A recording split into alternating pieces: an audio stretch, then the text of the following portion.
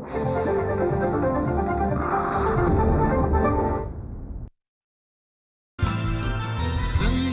नजाऱ्याची रंगीन दुनिया, रंगीत दुनियेची रंगीन जादू.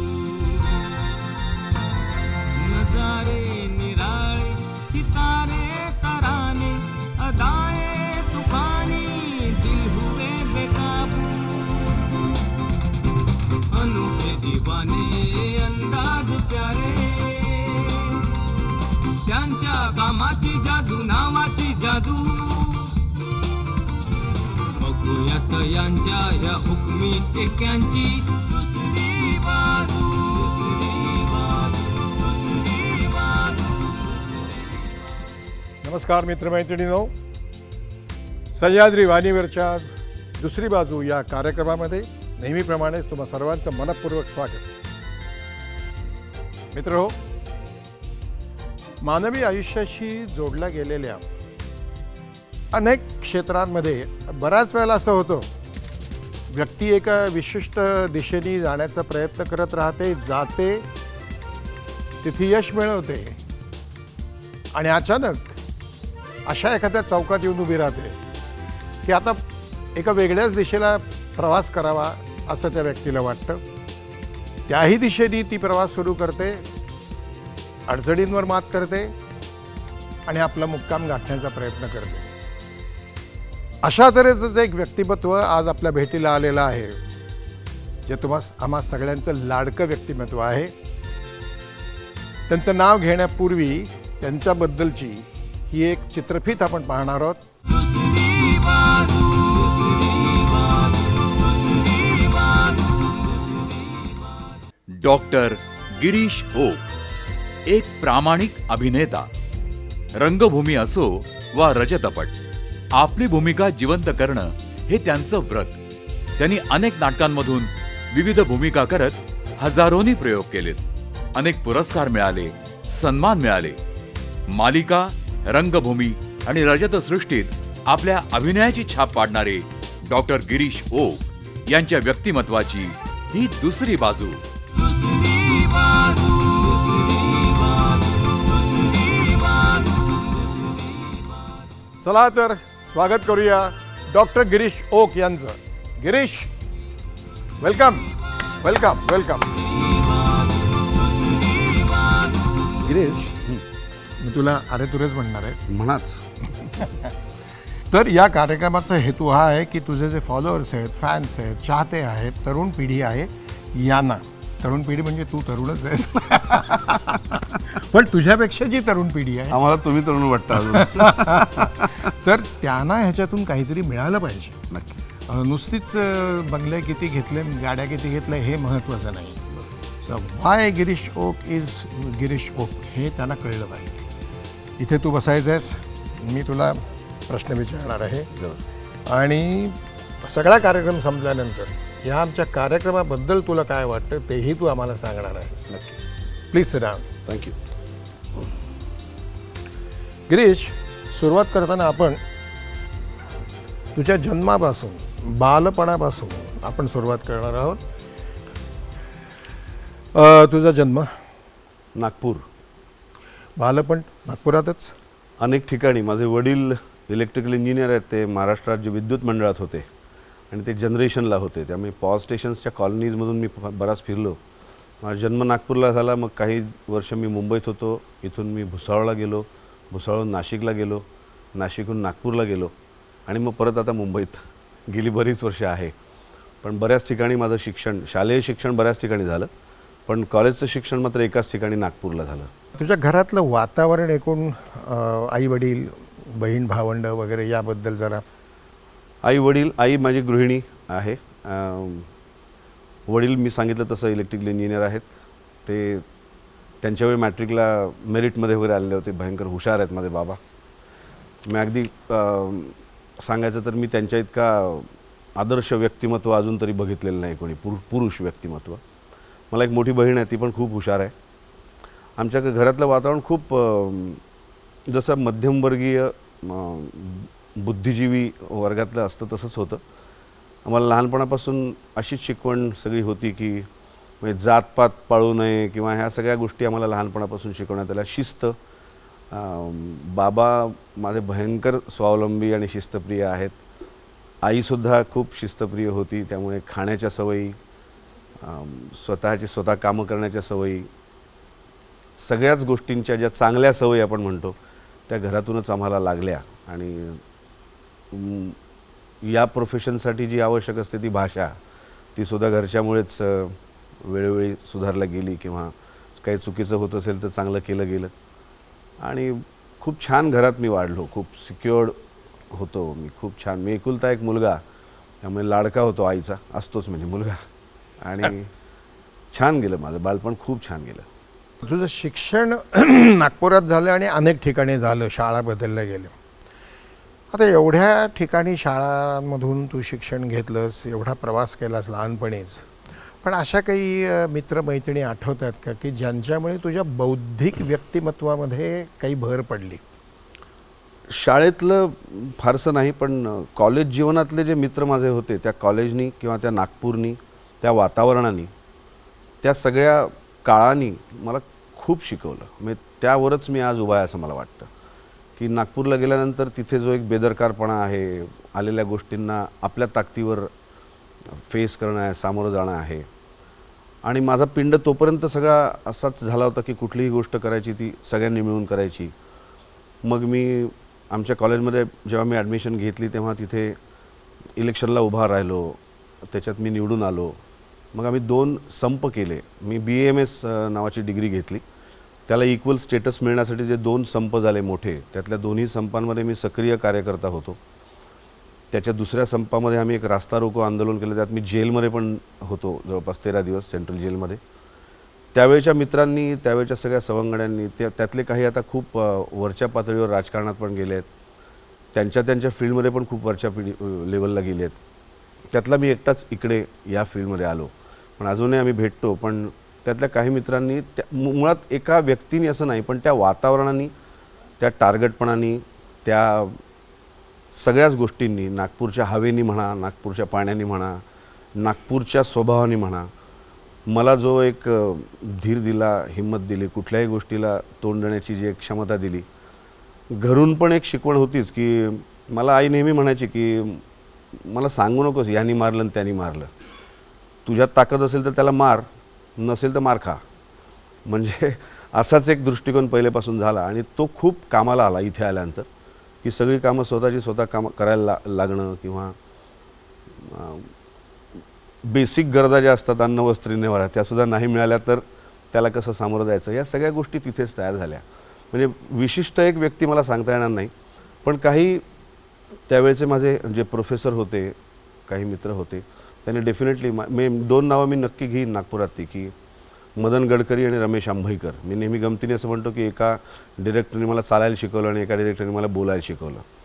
तर बोलावं कसं स्टेजवर ते मला रमेश आंभईकरांनी शिकवलं. आणि स्टेजच्या बाबतीत ज्या बाकीच्या सगळ्या गोष्टी असतात त्या मला मदन गडकरींनी शिकवल्या. तर मला त्या व्यक्ती अजूनही नागपुरातल्या त्या काळातल्या आठवतात. जेव्हा जेव्हा मी गेल्या 50 वर्षात नागपुरात गेलो तेव्हा असं लक्षात आलं की ह्या शहराने ज्याला ॲक्सेप्ट केला त्याला जग ॲक्सेप्ट करतं. खरं आहे, खरं आहे. असं माझ्या लक्षात आलं. तसंच आणखीन एक शहर म्हणजे पुणे. होय.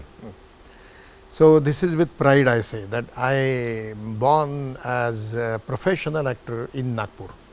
एनिवे, कॉलेज तुझं BMMS झाल्यानंतर पुढे काही नोकरी वगैरे काही? नाही, मी 2 दवाखाने सुरू केले होते नागपुरात. मी 83 साली पास झालो आणि 84 साली मी ते बंद करण्याचा निर्णय घेतला. मी वर्षभर 2 दवाखाने चालवले, पण समहाव ते मला माहीत नाही, मला कळत नाही. आता आपण अनलाईज करतो स्वतःच्या त्या डिसिजनला किंवा काय ते, पण खूपच गुळगुळीत झालेली एक टर्म आहे जॉब सॅटिस्फॅक्शन नावाची, की ती बरं तोपर्यंत असा पिंड झाला होता घरच्यामुळे म्हणा किंवा एकंदर वाचनामुळे असेल, कशामुळे असेल, की पैसा हे समाधान नसतं, समाधान हे समाधान असतं, असं काहीतरी झालं होतं. की पैसा हा नंतर मिळतो, त्यात तुम्ही जर काहीतरी तुमचं ट्रेंड सेट केलं तर पैसा मिळतोच.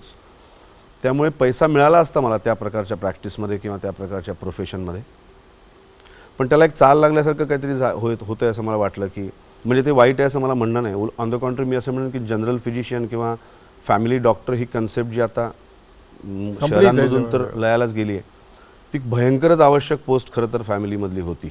हो. तोच मी होणार होतो, मी जनरल प्रॅक्टिस करणार होतो. पण ते सोपं नाही, कठीण आहे खूप ते. पण तरीसुद्धा ते मला पचेना असं झालं की ते त्याला खूप, आणि तोपर्यंत नाटकाचा चस्का लागला होता. 6.5 वर्ष हा खूप मोठा पिरियड होतो. त्यात मला मग ते खूप मागे जायला लागतं मला, की 10वीत मला ड्रॉइंग खूप आवडायचं. मी इंटरमिजिएट एलिमेंटरी पास झालेलो होतो. मग ड्रॉइंगच्या सरांचं म्हणणं होतं की मी अप्लाइड आर्टकडे जावं, पण ते जाता नव्हतं आलं. मग मला असं अनलाईज करताना असं वाटतं की त्या ड्रॉइंगमधला आनंद मला कुठेतरी नाटकात मिळाला की काय, असं काहीसं झालं. आणि अचानक ते 77 साली काय झालं, मी पहिलं नाटक केलं आणि मग तिथून ते वाढत गेलं. मग कॉलेजची गॅदरिंगची नाटकं, inter collegiate one act play competitions university लेवलवर, तर त्या डावरे एकांकिका स्पर्धा म्हणून नागपुरात बऱ्याच प्रतिष्ठित स्पर्धा तेव्हा व्हायच्या, कामगार कल्याणच्या स्पर्धा आणि राज्यनाट्य स्पर्धा. तेव्हा राज्यनाट्य स्पर्धेला एक खूप मोठी एक किंमत किंवा आपण डिग्निटी म्हणूया किंवा हे होतं, आणि त्याची शिबिरं पण खूप छान व्हायची आणि असं त्याला खूप मान्यता होती. तर याबद्दल मी तुला आणखीन पुढे विचारणारच आहे. त्यापूर्वी तुझ्या प्रिय पत्नीचा एक बाईट तुझ्याबद्दलचा तो आपण ऐकणार आहोत. दुसरी बाजू, दुसरी बाजू, दुसरी बाजू. गिरीश खूपच वेगळा आहे. म्हणजे मला असं वाटतं की तो एक ॲक्टर म्हणून बाहेर जो आहे त्याच्यापेक्षा तो घरी खूपच वेगळा आहे. एक नवरा म्हणून, एक वडील म्हणून तो खूप आयडियल आहे असं मला वाटतं.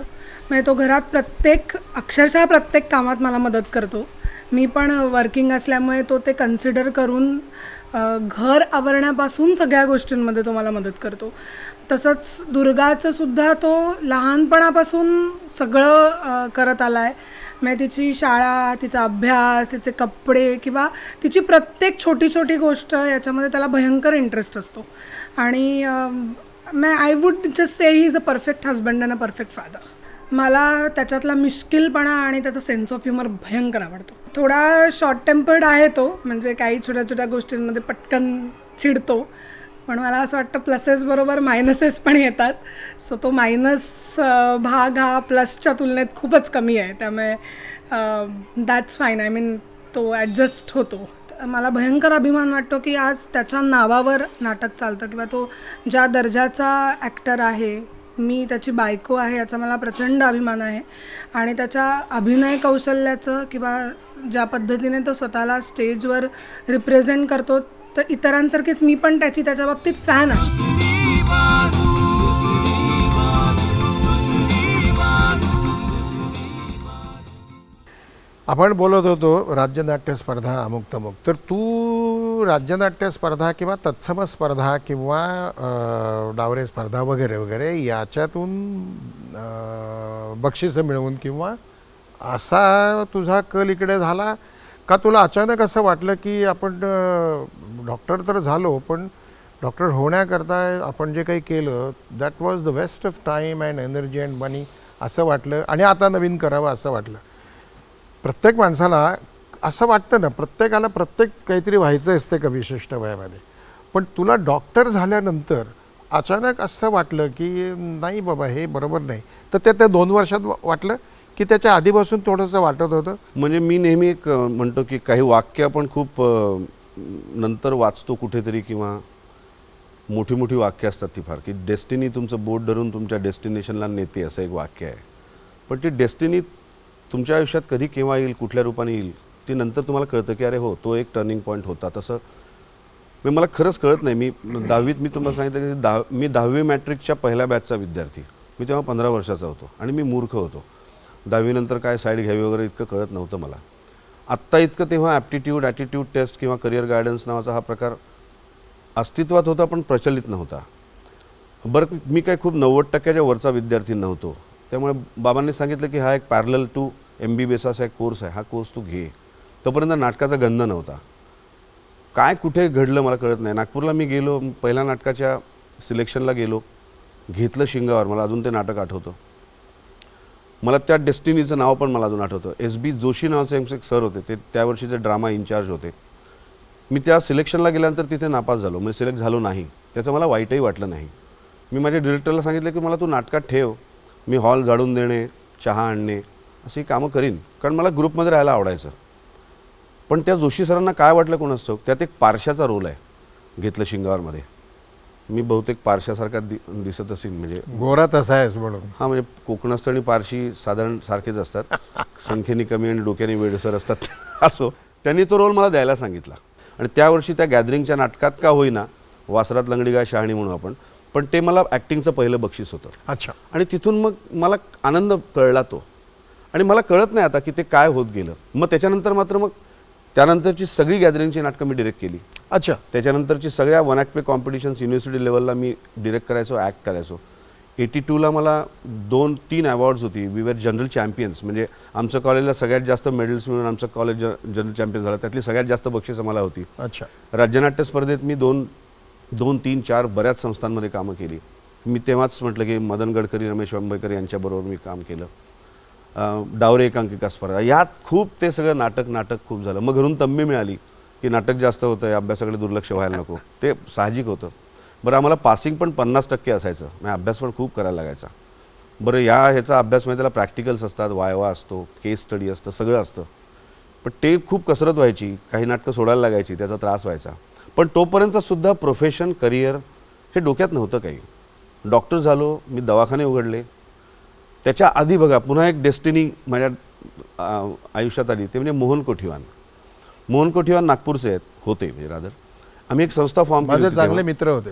हां, तर आम्ही एक संस्था फॉर्म केली होती की नागपुरात कमर्शियल थिएटर थोडंसं व्हावं म्हणून, अपेक्षा नावाची. तर त्याच्यात आम्ही 3 नाटकं तेव्हा बसवली. तुझं आहे तुझं पाशी, वेगळं व्हायचं आहे मला, आणि नाथा माझा. त्या तिन्ही नाटकांमध्ये कोठीवान होते आणि त्यात एक रोल मी करायचो. मग ह्याच्यात मी श्याम केला, तुझं हां, असे तर त्यांच्याबरोबर मी 3 नाटकं केल्यामुळे त्यांना मी कळलो होतो. तर त्यांनी कुठेतरी एकदा मला सांगितलं होतं, तेव्हा मी पास व्हायचो होतो, डॉक्टर व्हायचो होतो. अच्छा. की तू मुंबईला जर आलास, तेव्हा मी नाटकं तेव्हा आमची ती योजना अशी होती की मोहन कोठीवानांना आम्ही मुंबईतून बोलवायचो, बाकी आम्ही तिथले नट, आणि त्याचे आम्ही नागपूरच्या भागात कमर्शियली प्रयोग करायचो. अरे वा. ही पहिली खरं तर सक्सेसफुल झालेली कमर्शियल ॲक्टिव्हिटी नागपूर पातळीवर होती. त्याचे बरेच प्रयोग आम्ही केले, पण ती पुढे काही कंटिन्यू झाली नाही. पण तेव्हा कोठीवानांनी मला सांगितलं होतं की तू पुढे जर का मुंबईत आलास आणि तुला जर का करिअर करावं असं वाटलं तर तुला मी सुचवीन तुझं नाव. व्हेरी ते कुठेतरी डोक्यात असतं बघा, की ते बारीकसं होतं. प्रॅक्टिस मी सुरू केल्यानंतर ते कुठेतरी होतं. आणि मी तू मुंबईला आल्यानंतरचा प्रवास आपण ऐकणारच आहोत, चर्चा करणार आहोत, तू आम्हाला सांगणार आहेस. पण त्यापूर्वी घेऊया छोटीशी विश्रांती. गिरीश, मित्रमैत्रिणींनो, आपण एक छोटीशी विश्रांती घेतो आहोत. कुठेही जाऊ नका, बघत राहा दुसरी बाजू. एका अतिशय बुद्धिमान अशा नटाबरोबर आपण गप्पा करतो, डॉक्टर गिरीश ओक यांच्याबरोबर. कुठेही जाऊ नका, पाहत राहा दुसरी बाजू. दुसरी बाजू, दुसरी बाजू, दुसरी बाजू. सर्वांचं पुन्हा एकदा दुसरी बाजू या सुंदर कार्यक्रमामध्ये स्वागत आहे. आपण गप्पा गोष्टी करतो डॉक्टर गिरीश ओक या सुबुद्ध नटाशी. गिरीश, तर कोठीवानाने तुला सांगितलं की तू मुंबईत आहे, आणि त्यावेळेला कोठीवान मुंबईत होते. कोठीवान मी त्यावेळेला बरोबर कामं करत होतो. तू मुंबईत आल्यानंतर how you started taking the steps? आठवलं तरी आश्चर्य वाटतं की कसं मी तेव्हा केलं असेल. पहिला महिनाभर मला काहीच काम नव्हतं. मी ठाण्याच्या एका हॉस्पिटलमध्ये, गोडबोले हॉस्पिटल, मी अजूनही त्यांचं नाव नेहमी घेतो, CG गोडबोले आमचे सर, तिथे मी एक नोकरी घेतली. रेसिडेन्शियल मेडिकल ऑफिसरसारखं एक पोस्ट असते तिथे, तो 24 तास असतो. आणि मला महिन्यात झाल्यानंतर मी कोठीवानांना फोन केला, म्हटलं मी इथे आलो आहे, अजून मला नाटक नाही मिळालं. तर म्हणे काय करतोस? ये म्हणे, एक नाटक आहे. दॅट वॉज साहेब विरुद्ध मी नावाचं नाटक. प्रभाकर नेवगी लेखक, शशिकांत निकते दिग्दर्शक, श्रीकांत मोघे आणि मोहन कोठीवान त्यात काम करत होते. त्यात एक जजचा रोल होता, नुसता हातोडा ठोकायचा, आणि कोर्टरूम त्यात सेकंड ॲक्टमध्ये एक होती.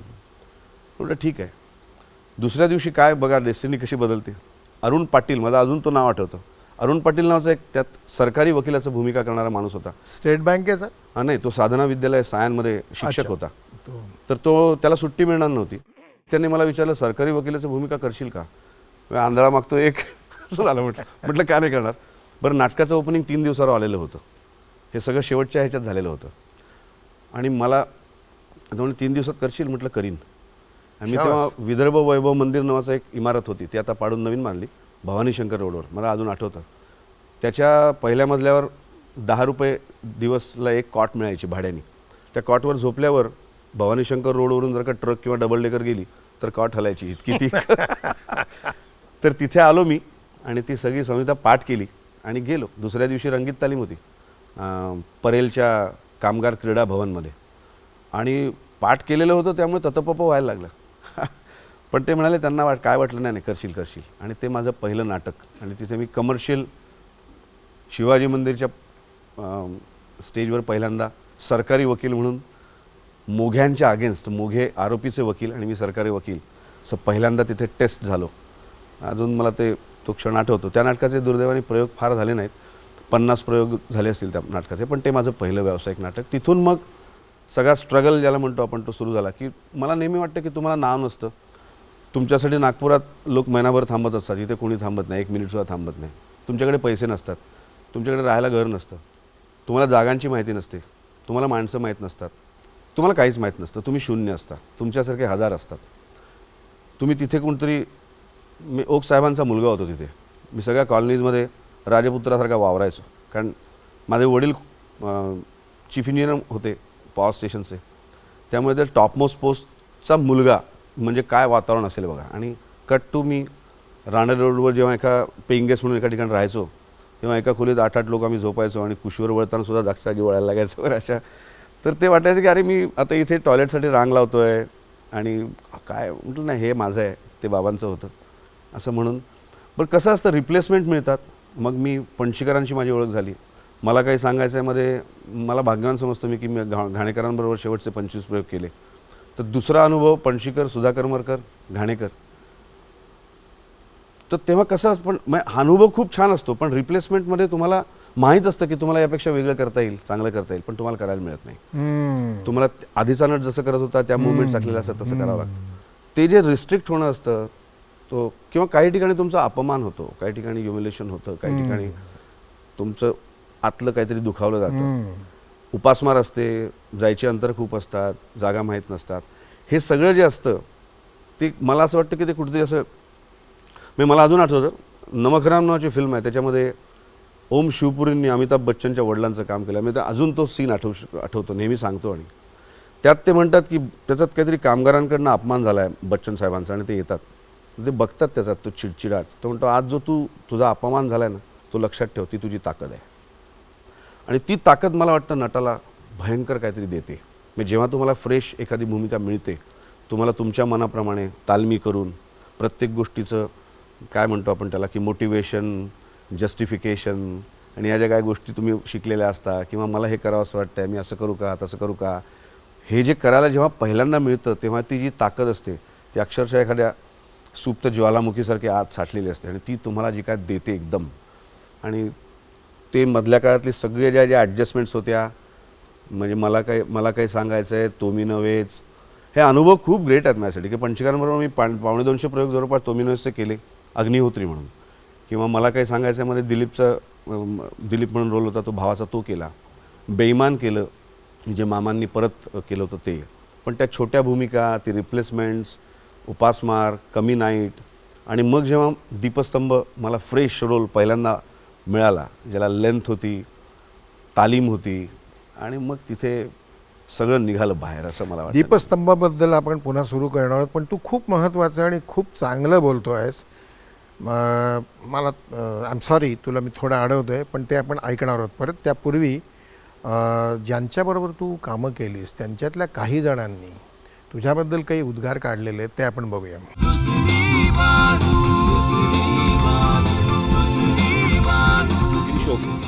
ॲक्टर म्हणून संपूर्ण महाराष्ट्राला माहीतच आहेत कसे आहेत, पण एक माणूस म्हणून अतिशय उत्तम माणूस. म्हणजे मी असं म्हणेन की मला भेटलेल्या माणसांपैकी आवर्जून उल्लेख करावा असा एक माणूस आहे. कारण माझं पहिलं कमर्शियल नाटक, माझं पहिलं मुंबईतलं काम मी त्यांच्याबरोबर केलं, त्याच्यात ते माझे वडील होते. आणि आज पुन्हा 16 वर्षांनी आम्ही एकत्र सेम नात्यामध्ये आहोत. पण ह्या 16 वर्षामध्ये खूप जवळ संबंध आले आणि खूप मदत केली. काय खूपच चांगले माणूस आहेत. म्हणजे खरंच दादा जसं म्हणाला की एक आपल्या आयुष्यातली एक महत्त्वाची व्यक्ती बनून जातात ते त्यांच्याशी संबंध आल्यावर. त्यांच्या बऱ्याचशा गोष्टी आहेत ज्या तुम्हाला बरंच काही शिकवून जातात. त्यांची शिस्त कामाची, त्यांची सिन्सिअरिटी, त्याच्यानंतर कामाबद्दलचं त्यांचं प्रेम, त्यांची धडपड, आणि या सगळ्या गोष्टींमधून ना आपल्याला एक पॉझिटिव्ह एनर्जी मिळत राहते. म्हणजे ते दरवेळेस ते जेव्हा सेटवर येतात ना, तर आम्हाला असं की यस काका आलेत, तर आम्हाला असं खूप नेहमी एनर्जी मिळत असते की दिवसभर ते एवढे एनर्जेटिक असतात की शूट करतात, तिथून परत मग नाटकासाठी धावतात. पुण्याला नाटक असेल, पुण्यावरून परत मुंबईत येणं, हे सगळं ते करत राहतात आत्तासुद्धा. तर ते बघून आपल्यालाच म्हणजे स्वतःला वाटतं की अरे यार, ते जर आत्ता एवढं करतात तर आपण किती केलं पाहिजे. आणि खूप शिकायला मिळतं त्यांच्याबरोबर काम करताना. डेफिनेटली शिकायला मिळतं. त्यामुळे खूप मजा येते आणि जो वेळ असतो तो कसा निघून जातो त्यांच्याबरोबर काम करताना खरंच कळत नाही. खूप आवर्जून सांगायचा की किस्सा आहे हा. की ते नाटकांच्या दौऱ्यांवर किंवा जिथे कुठे जात असतात फिरायला, तिथली स्पेशालिटी ते दुसऱ्या दिवशी आमच्यासाठी न विसरता घेऊन येतात तिथून खायला. म्हणजे काही असेल, मग ती वाईला मिळणारी छान जिरा बटर असतील म्हणा किंवा नागपूरची संत्रा बर्फी असेल, ते जेव्हा जिथे जिथे बाहेर जातात वांगी असतात ते आवर्जून घेऊन येतात आणि प्रेमाने आणतात आणि आम्हाला खाऊ घालतात. इनफॅक्ट मलाच आमच्या या जुळून येतीच्या सेटवरच माझं पंख्यात बोट आलं होतं आणि स्वतः पेशाने डॉक्टर असल्याकारणाने त्यांनी तातडीने मला ती माझी जखम स्वच्छ करून दिली. त्याला औषध लावून बँडेज इतकं सुंदर करून दिलं की मी जेव्हा हॉस्पिटलमध्ये टाकी घालायला गेलो त्या बोटाला, तेव्हा मला विचारलं की सर हे कोणी प्रोफेशनल डॉक्टरनी केलं आहे का. तर वास्तविक गिरीश हा डॉक्टर आहे, पण तो त्याचं प्रोफेशन नाही आहे. पण मित्राच्या नात्याने त्यांनी तो सगळ्यांनाच मला वाटतं थोडे उपचार सांगत असतो किंवा आम्ही आमच्या डिफिकल्टीज घेऊन त्याच्याकडे जातो, तब्येतीच्या असोत, पण तो खुल्या दिलाने आम्हाला सगळ्यांना नेहमीच मदत करतो. डॉक्टर गिरीश ओकांबरोबर काम करताना खरंच खूप मजा येते. माझ्यासाठी खरं सांगायचं तर ते गुरुबंधू आहेत. कारण मी माझ्या करिअरची सुरुवात प्रभाकर पणशीकरांच्या तोमिनोज नाटकापासून केली आणि गिरीश दादांनी सुद्धा तोमिनोजचे अनेक प्रयोग केलेले आहेत. त्यामुळे माझ्यासाठी ते एक गुरुसुद्धा आहेत आणि गुरुबंधूसुद्धा आहेत. माझं असं मत आहे की सध्या मराठी रंगभूमीवर जी काही उत्तम नटांची एक फळी आहे त्यापैकी गिरीश दादा हे एक प्रमुख नाव आहे. मराठी भाषेची उत्तम जाण असलेला नट असं मी गिरीश दादांबद्दल म्हणेन. माझे जे काही सध्या मराठी रंगभूमीवर आवडते कलाकार त्यापैकी गिरीश दादा एक आहेत. गिरीश दादा, तुम्हाला खूप खूप शुभेच्छा.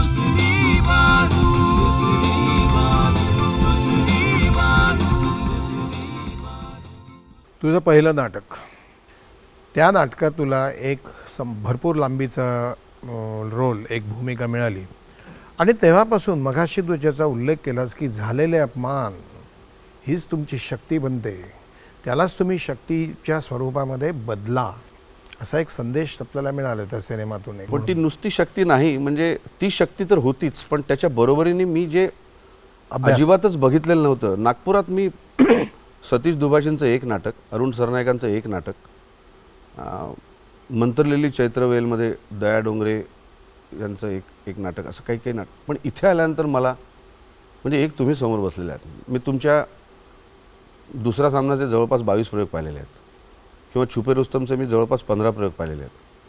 कालचक्रचे मी असंच 17, 18, 20 पारायणं केलेली आहेत किंवा सखाराम भाव्यांचं मी अशीच नाटकं अनेक वेळा पाहिलेली आहेत. मग तेव्हाचे यशवंत दत्त, दिलीप प्रभावळकर, चंद्रकांत गोखले, सुधीर जोशी, भक्ती बर्वे, किती नावं घेऊ, म्हणजे हे सगळं मला असं खाद्य होतं, ते सगळं मी खात होतो ते सगळं असं. मग तेव्हा मी अभ्यासाला तुमच्यासमोर सांगतो, आता 3 नट घेतले होते असे की त्यांना ऑब्झर्व करूया आपण. लागू होते, निळूभाऊ होते, तसं तुम्ही दिलीप प्रभावळकर आणि यशवंत दत्त हे माझे अभ्यासाचे तुम्ही तिघं विषय होता. ते ह्या लोकांचं काम पाहून असं वाटायचं की आपण काय आहोत, काहीच नाही होत. तर हा अभ्यास आणि एका बाजूला आपल्याला असं करायला मिळत नाही आहे, हे पण आहेतच ना, माणसंच आहेत, ही नटच आहेत, यांचंही सुरुवात अशीच झाली होती, आपण केव्हा करणार, असं काहीसं ते खूपसं होतं. आणि मग त्यातून मग आपलं काहीतरी वेगळं पण झालं पाहिजे. ह्यांनी कसं केलं आहे, मी नेहमी म्हणतो, मी तुमच्याबद्दल नेहमी म्हणतो की कुठल्या अँगलने तुम्ही देखणेच दिसता, चांगलंच काम करता. दिलीप प्रभावकरनी काय करायचं शिल्लकच ठेवलेलं नाही आहे. निळूभाऊन इतका डाऊन टू अर्थ मी माणूसच पाहिला नाही. लागून इतकं शिस्तबद्ध आणि मेथॉडिकल मी पाहिलंच नाही. मी त्यांच्याबरोबर जवळपास 200 प्रयोग केले, मिलीमीटरसुद्धा प्रयोग घालायचा नाही. किंवा खूप लोक मी फुलराणीचा प्रयोग संपल्यानंतर जाणवायचं की अरे फुलराणीचं वय किती होतं. भक्तीताई 50व्या वर्षी फुलराणीचा प्रयोग करायच्या.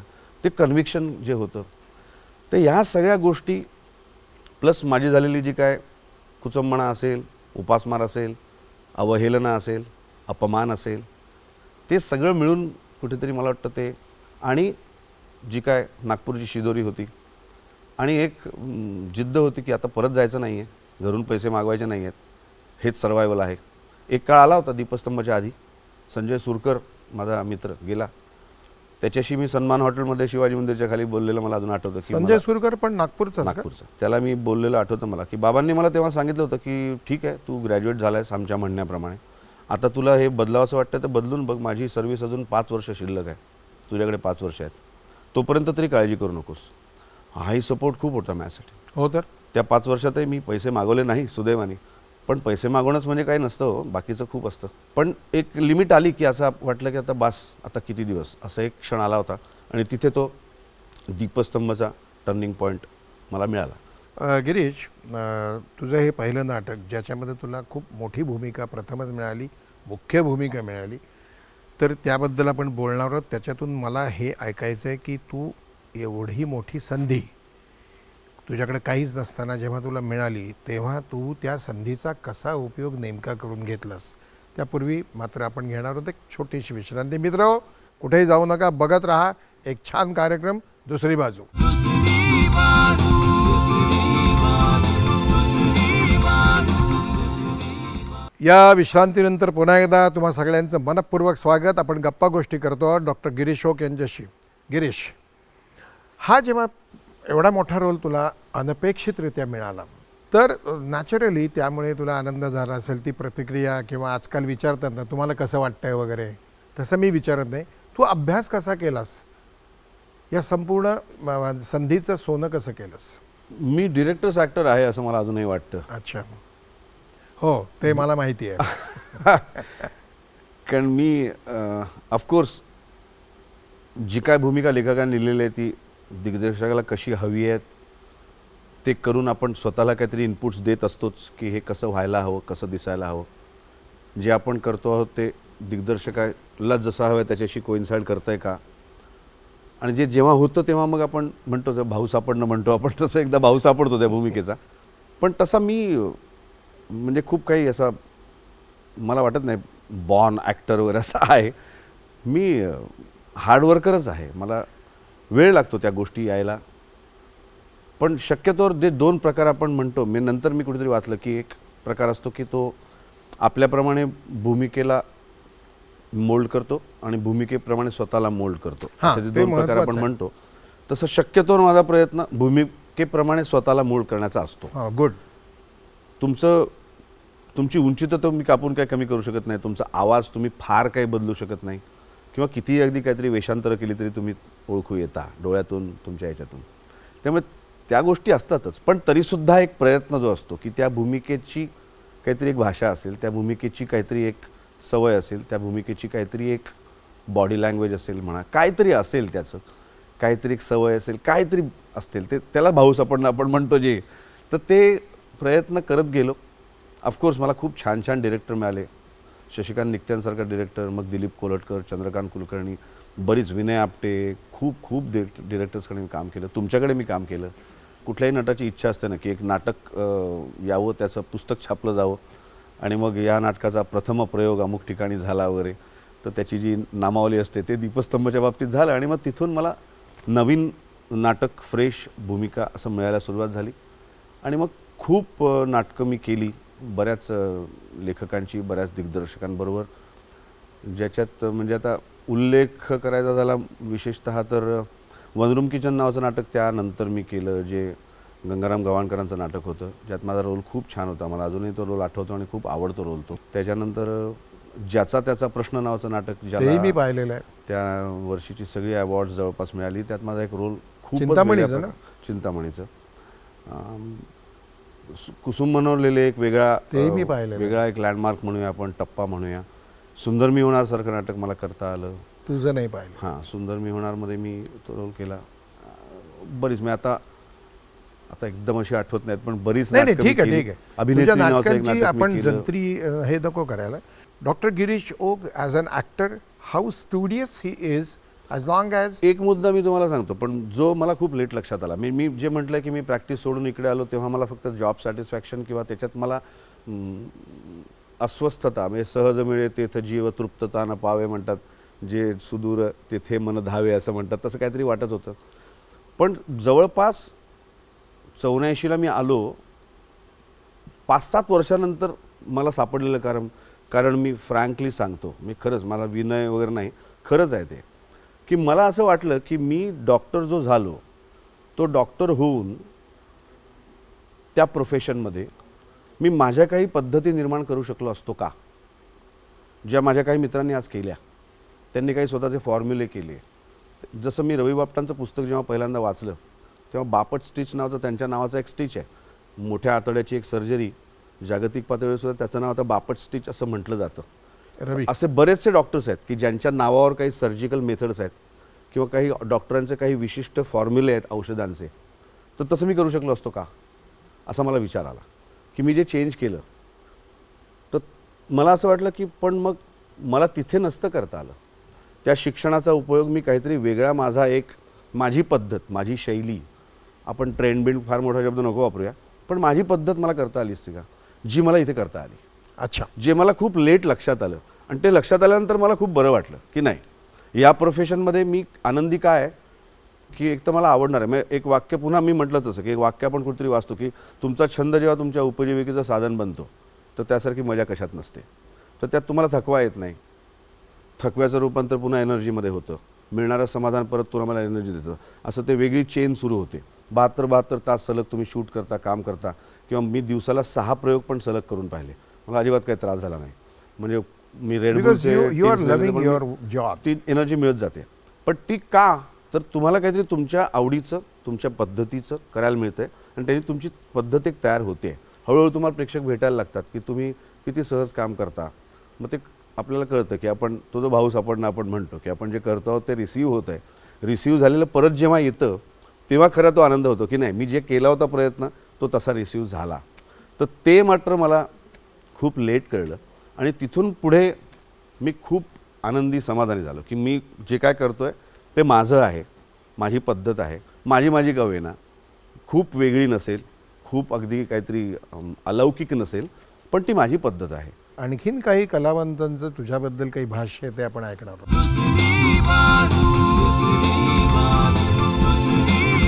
फक्त स्वतःपुरता विचार न करता को आर्टिस्टही त्या नेहमीच विचार करतो तो. तर हे खूप महत्त्वाचं असतं जेव्हा आपण एखादं प्रोजेक्ट करतो तेव्हा. आणि जेवढा तो कडक आहे, शिस्तबद्ध आहे, तेवढाच तो मिश्किलही आहे. तो त्याचा प्रत्येक गोष्ट ही त्याची एक ठरलेली आहे आणि अतिशय शिस्तीतला माणूस आहे. त्याला एखादी गोष्ट तिथे हवी म्हणजे हवी. आणि मी म्हणेन शौकीन आहे, प्रत्येक गोष्टीत शौकीन आहे तो. त्याला गाण्याची पण आवड आहे, त्याला कपड्यांची आवड आहे, त्याला छान राहण्याची आवड आहे आणि तो तसा राहत असतो, तो तसं करत असतो.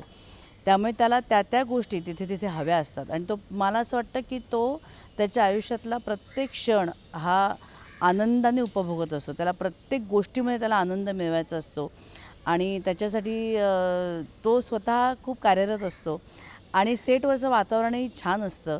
खूप छान वाटतं तो असला की. सहकलाकाराला दडपण कधीच जाणवत नाही त्यांच्याबरोबर काम करताना, त्यामुळे तो एकदम फ्रीली त्यांच्याबरोबर काम करू शकतो.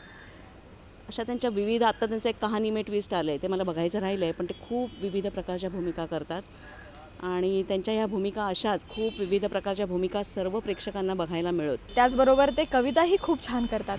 त्यांनी सेटवर 1-2दा त्यांच्या कवितांचा उल्लेख केला आहे. त्यांनी मला वाटतं आपल्या टेलिकास्टमध्ये ॲड पण केल्या त्यांच्या कविता शूटिंगमध्ये. तर त्या खूप सुंदर आणि खूप नॅचरल आणि वास्तविक कविता करतात, ज्या मला फार आवडतात.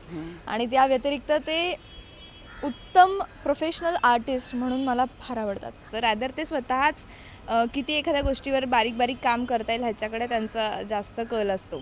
गिरीश काका अत्यंत सिन्सिअर असतात सेटवरती आणि त्यांच्यामुळे आमच्यावरती पण खूप सिन्सिअर होण्याचा दबाव येतो.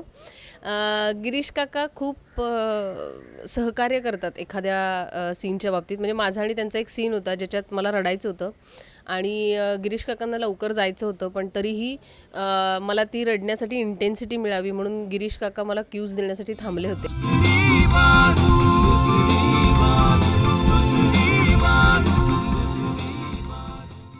आत्ता ह्या मुलींपैकी एक म्हणाली की ते कविता पण करतात. तर कविता लेखन आणि तू स्वतः चिवित्रा हा कार्यक्रम करतोस तो तूच लिहिलेला आहेस, त्याचे प्रयोग आत्तापर्यंत बरेच तू केलेले आहेस, तर त्याबद्दल तू आम्हाला सांग. पण त्यापूर्वी वाचनासंदर्भामध्ये तुला मला विचारायचं आहे की आपल्या क्षेत्रामधला जो अभ्यास आहे, आपल्या क्षेत्रात अभ्यास मोठा आहे, तर त्याच्यापैकी तू काही वाचलं आहेस का, वाचतोस का? आत्मचरित्र वाचली आपल्या क्षेत्रातल्या लोकांची. अच्छा. तंत्रदृष्ट्या 1-2 पुस्तकं वाचली आहेत. एक राजीव नाईकचं पुस्तक मी वाचलं आहे, किंवा एक खूप जुनं पुस्तक माझ्याकडे आहे जे आता आउट ऑफ प्रिंट आहे. खूप सोप्या भाषेत, मला वाटतं के नारायण काळ्यांचं पुस्तक आहे ते. चांगलं पुस्तक आहे. खूप छान पुस्तक आहे. चांगलं तेवढंच पुस्तक फक्त. आणि एक शिबिर मी केलं होतं राज्यनाट्य स्पर्धेचं. कोणाचं? कमलाकर सोनटक यांनी ते शिबिर घेतलं होतं आणि नाशिकला झालं होतं. बरं. बाकी तंत्रदृष्ट्या मी फारसा अभ्यास या माध्यमात. हा, म्हणजे टेक्निक्स ऑफ फिल्म मेकिंग किंवा टेक्निक्स ऑफ ऍक्टिंग या किंवा डिरेक्शन या संदर्भात किंवा रायटिंग. गंमत सांगतो, अनिरुद्ध खुटवण नावाचा एक खूप छान डिरेक्टर आहे, NSD मधून पास माहिती आहे मला. त्यांनी NSD तर्फे महाराष्ट्रात काही शिबिरं घेतली. त्याच्या सोलापूरच्या शिबिराला त्यांनी मला बोलवलं. म्हटलं अरे बाबा, मी शिबिरांना वगैरे जात नाही, कारण मी त्यातलं तांत्रिक काही केलेलं नाही, मी गप्पा मारायला येईन. तर मी गप्पा मारायला गेलो त्या स्टुडंट्सशी, जवळपास 2-3 तास गप्पा मारले. त्यानंतर त्यांनी मला सांगितलं, अहो डॉक्टर, तुम्ही उगीच कॉन्शियस होत आहे, आम्ही जे पारिभाषिक शब्दात शिकलो तेच तुम्ही सांगितलं, त्याच्यापुढे तुमच्याकडे फक्त त्याचे शब्द नव्हते, पण हेच आहे. तर ते मला गंमत वाटली. म्हटलं म्हणजे हेच आहे ते, असं वाटलं मला. लेखनाची सुरुवात कशी काय केलीस? म्हणजे when did you start feeling that I must write now? अगदी खरं सांगायचं तर कॉलेजमध्ये असताना खूपच टिंगलटवाळीचा विषय होता. मग कोणीतरी बोललं की मला कविता सुचली वगैरे, की असं लुक सेक्शन आणि तिथून सटकायचं लांब यायचं आम्ही. म्हणजे मी तेव्हा डिबेट स्पर्धा ऐकायला खूप जात असे. आमचे तेव्हाचे खूप लाडके काही लोक होते नागपुरातले, पण लेखन ॲज सच काही नव्हतं. काहीतरी झालं 94 साली झालं ते.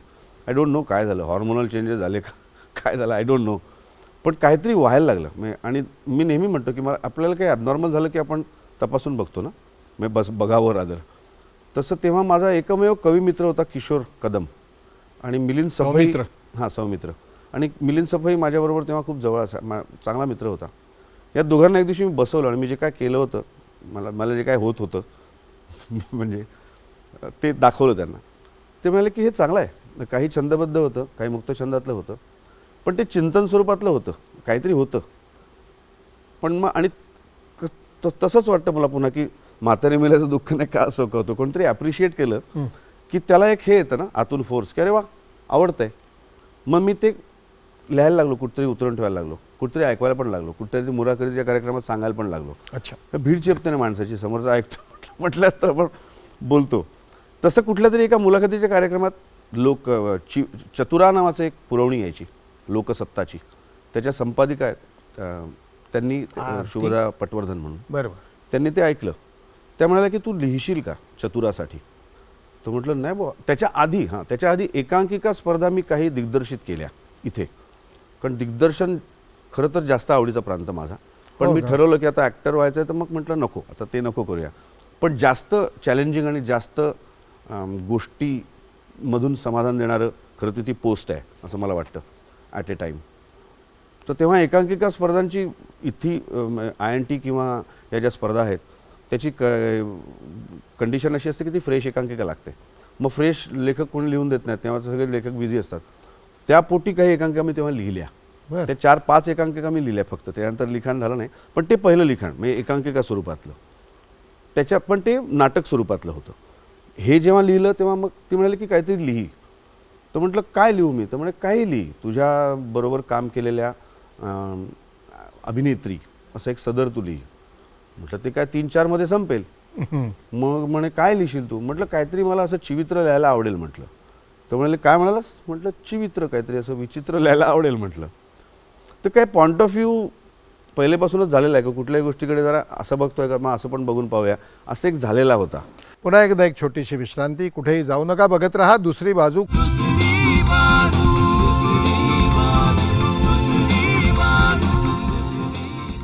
पुन्हा एकदा छोट्याशा या विश्रांतीनंतर आपल्या सगळ्यांचं मनपूर्वक स्वागत आहे. डॉक्टर गिरीश ओक आपल्याशी गप्पा गोष्टी करत आहेत. चिवित्रा या नावाचं लेखन त्यांनी सुरू केलं, त्याबद्दल ते सांगतायत. येस. मला तो फॉर्म मिळाला मुख्य म्हणजे तिच्यामुळे, की मग मी असं इमॅजिन केलं की माझ्या वडिलांनी मला एक भिंग दिलं जुनं. त्या भिंगातून मी बघतो आणि त्यातून मला आहेत त्या गोष्टी वेगळ्या दिसतात असा एक फॉर्म घेतला मी. मग त्या भिंगातून मी खूप गमतीशीर बघितलं, लिहिलं. मग त्यात मी मृत्यूकडे पाहिलं, मी सेलफोनच्या मेसेजेसकडे पाहिलं, मी रंगमंचाच्या विंगकडे पाहिलं.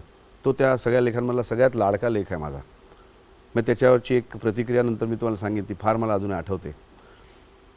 त्याच्यातून मी रिसायकलिंग गोष्टींचं, वस्तूंचं आणि माणसांचं असं पण पाहिलं. अशा खूप वेगवेगळ्या जवळपास 26 लेख त्याच्यावरचे झाले. अरे वा. ते मासिक होतं, चतुरा ही पुरवणी, त्यात ते लिहून यायचं. ते जेव्हा चालू होतं तेव्हा एक वेगळा आनंद मला मिळायचा. बाहेर लोक भेटल्यानंतर म्हणायचे, तुमचा तो लेख वाचला त्यामुळे एकदम आमचा दृष्टिकोन बदलला हो, खूप छान वाटलं. तर ते ना पूर्ण सॅटिस्फॅक्शन होतं. लेखकांनी लिहिलेलं दिग्दर्शकाच्या म्हणण्याप्रमाणे आपण जे पोर्ट्रे करतो, कन्व्हे करतो, दॅट इज डिफरंट. तुमचं कौतुक होतं. अगदी कितीही नटाचा मीडिया म्हटलं, ॲक्टर्स मीडिया म्हटलं तरी कुठेतरी असं वाटतं की माझं नाही आहे एकट्याचं, हे दिग्दर्शकाचं, लेखकाचं आहे. हे मात्र संपूर्ण माझं असायचं. त्यामुळे एक वेगळं वाटायचं, छान वाटायचं. मग ते करता करता उपेंद्र कुलकर्णी श्रीविद्या प्रकाशनचे, त्यांनी मला सांगितलं की याचं आपण पुस्तक छापूया. मग मला पुन्हा एक आंधळा मागतो एक तसंच झालं. म्हटलं अरे मी आवडे अजून. त्यामुळे नाही, छान चाललं आहे ते. मग ते एका वर्षाची लेख कमी पडणार होते म्हणून 2 वर्षाचे लेख छापले. तेव्हा माझे 2 हट्ट होते. एक, त्याचं प्रकाशन निळू फुलांनी करावं, त्याची प्रस्तावना डॉक्टर लागूंनी लिहावी, आणि ज्याच्यातली रेखाचित्र मंगेश तेंडुलकरांनी काढावी. त्याच्यामध्ये हट्ट होते. मंगेश तेंडुलकरांनी तुम्हाला सांगतो पहिल्यांदा त्यांच्या आयुष्यात दुसऱ्याच्या विषयावर चित्र माझ्यासाठी काढली. Very good. तो माझा इतका अभिमानाचा मुद्दा आहे. मी त्यांना ते वाचायला दिलं, त्यांनी ते वाचलं आणि त्यांनी अक्षरशः 7 दिवसात अशी 20 चित्र माझ्यासमोर टाकली. आणि मला अजूनही, मी सांगतो, मला तेव्हा कुत्रं जेव्हा बऱ्याच दिवसांनी मालकाला भेटल्यानंतर जसं उलटं पडून असं असं करतं ना, तसं करावं असं वाटलं होतं की त्यांना थँक्स तरी कसे देऊ, त्यांना काय म्हणू मी. त्याची आता 5वी आवृत्ती आली. ते लेख जेव्हा माझ्याकडे असायचे माझ्या पोतडीमध्ये, त्या सुमारास मी अरुणा ढेरे, वीणा देव आणि अनुराधा मराठे असा एक कवितांचा कार्यक्रम करतो, कविता सादरीकरणाचा, गंध प्रीतीचा नावाचा. तो लेख माझ्याकडे असायचा. त्यांना मग वाचून दाखवायचो, कसा आहे म्हणून विचारायचो. मग तो छापून यायचा. छापून आल्यानंतर त्या मला एक दिवशी म्हणाल्या की अरे छापून आल्यावर मी वाचला, पण तू वाचताना त्याची मजा जास्त येते. कारण मे बी तो परफॉर्मर किंवा नट असल्यामुळे त्या लेखामध्ये परफॉर्मन्स यायचा. म्हणजे कॉमा इंटू इन्व्हर्टेड कॉमा जी वाक्य असतात ना, ज्याच्यामध्ये आपण गमती करतो, हां, तर ते यायचं. तर ते म्हणाले याचा तो कार्यक्रम करत. आणि त्यातून मग चिवित्रांगण हा कार्यक्रम तयार झाला. मग चिवित्रांगण म्हणून त्याचा 1.5-2 तासाचा कार्यक्रम मी करायला लागलो. 1.5-2 तास? हो, 1.5-2 तास सलग मी एकटा ते वाचतो. त्याचे आता मी 150च्या वर प्रयोग. Very good, very good. तो मला खूप आनंद देतं, कारण ते संपूर्ण माझं असतं.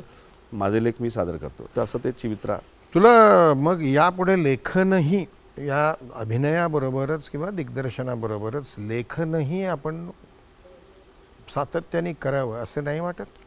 वाटतं खूप. म्हणजे प्रकाशनालाच निळूभाऊंनी भाषणात हे म्हटलं होतं की हे आत्ता ठीक आहे, तुम्ही छान लिहिलं आहे, चांगलं आहे, पण ते थांबवू नका. ज्यांच्यासमोर आपण ज्यांच्यासाठी सादर करतो कुठलीही कला, त्याबद्दल त्या श्रोते असोत, वाचक असोत, प्रेक्षक असोत, त्यांच्याबद्दलचं भान, याबद्दल काय सांगशील? मी जे खूप जवळून पाहिलं आहे ते अगदी कोकणातलं, जिथे वीज पण नाही अशा जनरेटरवर होणाऱ्या प्रयोगामध्ये पणशीकर ज्या इंटेन्सिटीने काम करायचे, त्याच इंटेन्सिटीने ते अल्बर्ट हॉलमध्ये लंडनमध्ये सुद्धा करत असावेत किंवा इथल्या मोठ्या थिएटरमध्ये करत असावेत. तर ती सिन्सिअरिटी पाहिलेली होती. किंवा कुठलाही प्रयोग 1 मिलीमीटरसुद्धा न हलता डॉक्टर लागूंचा पाहिला होता. तुमचं पाहिलं होतं काम, की कुठलाही प्रयोग पहा तसंच. तर ते कुठेतरी होतं की अजूनही असं वाटतं की नाही, तो एकदा 3री घंटा ती झाली की आपण त्याचे असतो, बांधील असतो. मग तिथे हायगाय नाही. मग मला असं वाटतं की थिएटर, मग ते ऑपरेशन थिएटर असो किंवा हे थिएटर असो, दोन्हीकडे जीवाशी खेळ असतो. म्हणजे जर का चूक झाली तर ती सुधारता येत नाही रंगमंचावर, आणि ऑपरेशन थिएटरमध्ये सुद्धा चूक झाली तर जीवाशी खेळ असतो. तर तितकंच अलर्ट, तितकंच सिन्सिअर तुम्ही राहायला पाहिजे असं मला वाटतं. मला खूप ते मी डॉक्टर असल्यामुळे ते खूप मी बरेचदा असं टॅली केलेलं आहे की तिथेसुद्धा सर्जन येतो, तो ड्रेसअप होतो. मग आधी तो वॉश करतो, मग ते ग्लोव्ज घालतो, मास्क लावतो. म्हणजे वेषांतर करतो आणि मग तो त्या भूमिकेत जातो आणि तो सगळं त्याचं पर्सनल जे काय ते बाहेर त्याने ठेवलेलं असतं तिथे तो फक्त कॉन्सन्ट्रेट करतो त्या सर्जरीवर. तिथे एक चूक झाली म्हणजे त्याने हात केल्यानंतर हेड नर्सने जर का फॉर्सेप्सच्या ऐवजी सीझर दिली तर आर्टरी ब्लॉक व्हायच्या ऐवजी कट होऊ शकते, इतकी ते आहे. म्हणजे त्याचं त्याच्याकडे भान पाहिजेच. तर तो अलर्टनेस, भान ज्याला म्हणतो आपण, की माझं वाक्य काय आहे, माझ्या वाक्यानंतर पुढचं वाक्य काय आहे, या वाक्यानंतर मला कुठे जायचं आहे, लाईट येणार आहे काय, म्युझिकचा पीस काय आहे, ह्याच्यानंतर ब्लॅकआउटमध्ये मला कुठे जायचं आहे, कुठले कपडे घालायचे आहेत, नंतर कधी यायचं आहे. तर तो म्हणजे मला हे अंधश्रद्धा वाटते की ते परकाया प्रवेश वगैरे आणि मी आता त्या भूमिकेत आहे वगैरे, ते घेणं असतं. पण ही भूमिका आणि सतत ते भान आणि प्लस हे भान आणि पडद्याच्या पुढे जे लोक बसले आहेत ते मी म्हणतो की पैसे देऊन वगैरे हा खूप नंतरचा मुद्दा झाला, पण ते तुमचं काम बघायला आलेत, ते पडदा उघडेपर्यंत थांबले आहेत, वेळ त्यांनी दिलेली आहे आणि ते आनंद घ्यायला आलेत, ते तुमचं काम बघायला आलेत. तेव्हा तुम्ही तुमच्या परीने, मी ज्याला म्हणतो आपण की जीवन मरणाचा प्रश्न बनतो ना, हे काम मी नाही केलं तर मी मरून जाईन की काय, श्वासा इतकं महत्त्वाचं ते बनतं की हे जर मी केलं नाही तर मी मरीन.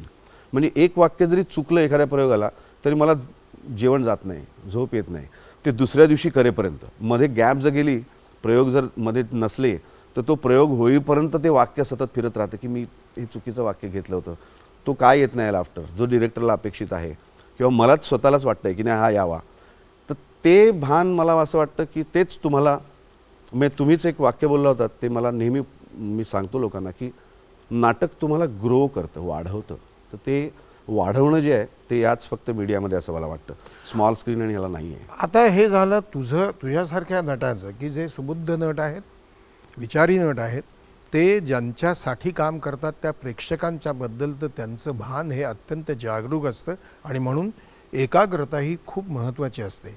पण आता याच एकाग्रतेसंदर्भात विचार करताना जेव्हा प्रेक्षक त्यांच्या हक्काबद्दल पूर्णपणे खबरदार असतात पण त्यांच्या कर्तव्यांबाबत आणि जबाबदाऱ्यांबद्दल जागरूक नसतात, त्यावेळेला तू काय म्हणशील? मला सगळ्याच बाबतीत असं एक वाटतं की एकदा ड्रायव्हिंग लायसन्सच्या मागे एक मी वाक्य वाचलं होतं की driving is not your right, it is your privilege. आपल्याकडे हक्क आणि सोय याची नेहमीच गल्लत झाली आहे. मतदान हा हक्क बजावत नाही आपण आणि रस्त्यावरून चालायला मिळणं ही सोय आहे, तो हक्क समजून बसतो. अशी गल्लत नेहमी आपण करतो. आपल्याला मिळणाऱ्या सोयी ज्या आहेत त्या आपण हक्क समजून बसतो आणि जिथे हक्क गाजवायला पाहिजे ते हक्क गाजवतच नाही. म्हणजे प्रेक्षक म्हणून माझा हक्क असा आहे, जे नाटकाच्या बाबतीत पण आहे आणि दुसऱ्या मीडियाच्या बाबतीत पण आहे, की जे काय दिसतंय ते बघत राहतो प्रेक्षक, त्याच्याबद्दल प्रतिक्रियाच देत नाही. हा एक उदासीनपणा त्याचा. आणि नाटकाला आल्यानंतर तिथे काहीतरी एक प्रक्रिया होणार आहे, जे तिकडनं काहीतरी निघणार आहे, जे इकडे तुमच्या पंचज्ञानेंद्रियां म्हणून तुमच्या आत जाणार आहे.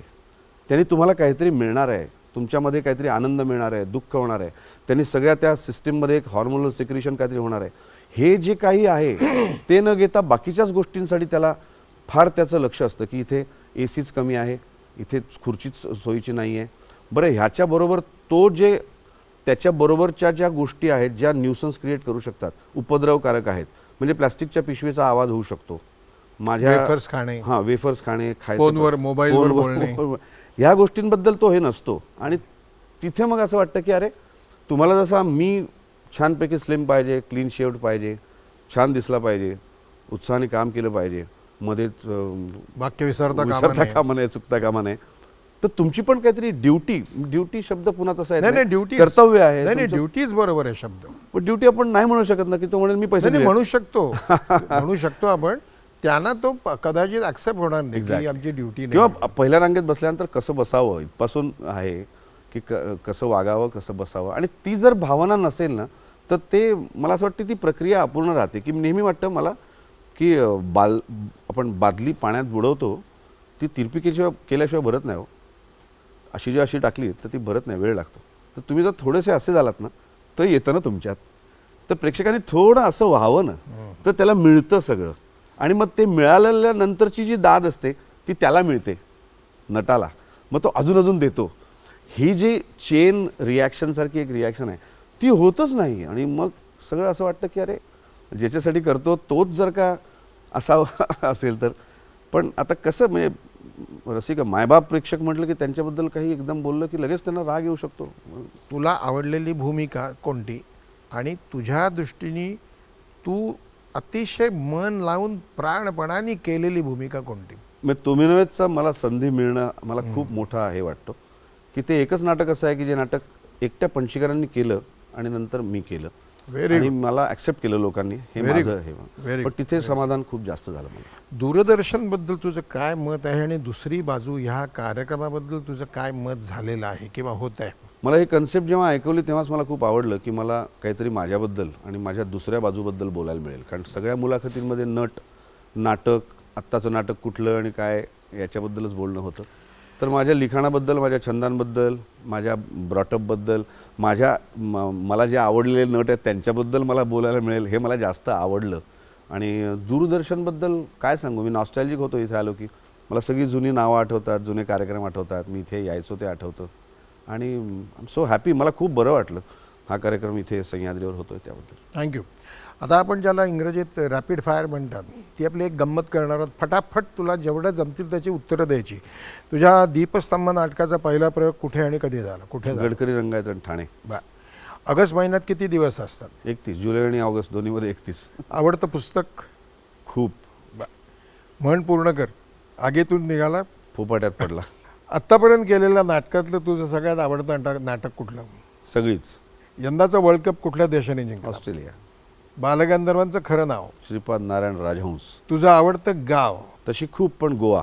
पिंजरा चित्रपटातला मास्तर कोण? डॉक्टर श्रीराम लागू. आयुष्यातला सगळ्यात आनंदाचा दिवस? पणशीकरांनी मला माझ्यापेक्षा तू राधेश्याम महाराजचा सीन चांगला करतो सांगितला तो. सुंदर मी होणारमध्ये स्वतः पु ल देशपांडे आणि सुनीताबाईंनी माझं नाटक पाहिलं तो. तुम्ही मला नाटक तुमचं डिरेक्ट केलं तो. दिलीप प्रभावळकरांनी माझं नाटक पाहिलं, त्यांच्या बरोबरीने मला एक बेस्ट ॲक्टर मिळालं तो. गुलजारनी मला अवॉर्ड दिलं तो. खूप खूप बाळासाहेबांनी माझं नाटक पाहिलं तो. तुझी एखादी खंत? खूप आहे तो काय. Thank you very much. तुझ्या अत्यंत व्यस्त अशा कार्यक्रमातून तू माझ्याकरता, दूरदर्शन करता, दुसरी बाजू कार्यक्रम करता इथे आलास, वेळ दिलास म्हणून थँक्यू. तुला धन्यवाद देतो.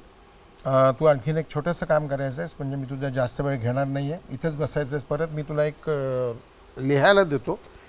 या कार्यक्रमाबद्दल तुला काय वाटलं ते जरा 1-2 ओळीमध्ये माझ्या या नोटबुकमध्ये लिहून दे.